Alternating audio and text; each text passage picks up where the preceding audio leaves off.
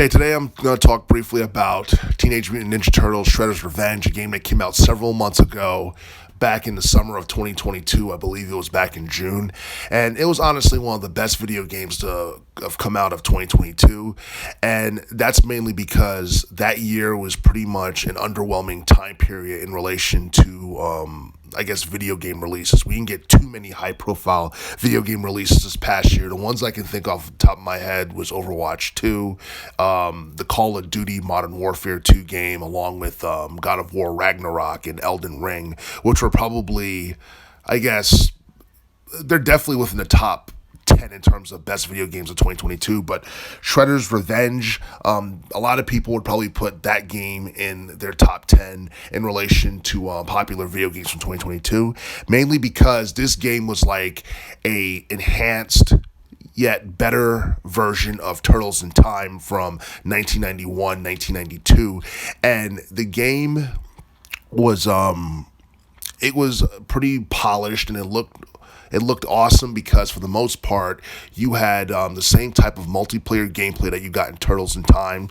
You had more levels than you did in Turtles in Time and Shredder's Revenge, because I believe Shredder's Revenge had 16 levels while Turtles in Time had 10 levels. And then on top of that, Shredder's Revenge had 7 different endings, opposed to just like one main ending in Turtles in Time. And I do feel that the multiple endings included in Shredder's Revenge added to the replay value of the game itself.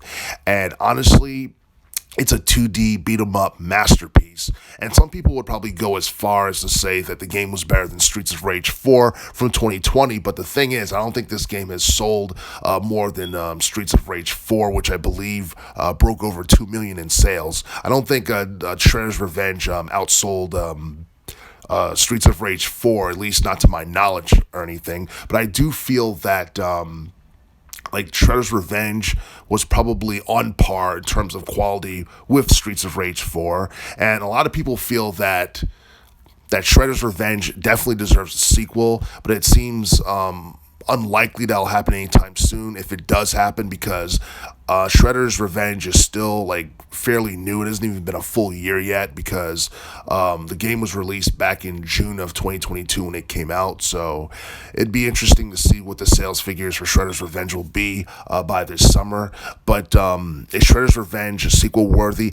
Absolutely. Is it going to happen? I'm not entirely sure, because I guess the popularity and mainstream attention that this game got before and after its release still show that Teenage Mutant Ninja Turtles is still an attraction among casual gamers and among, longtime fans of the franchise dating back to the 80s.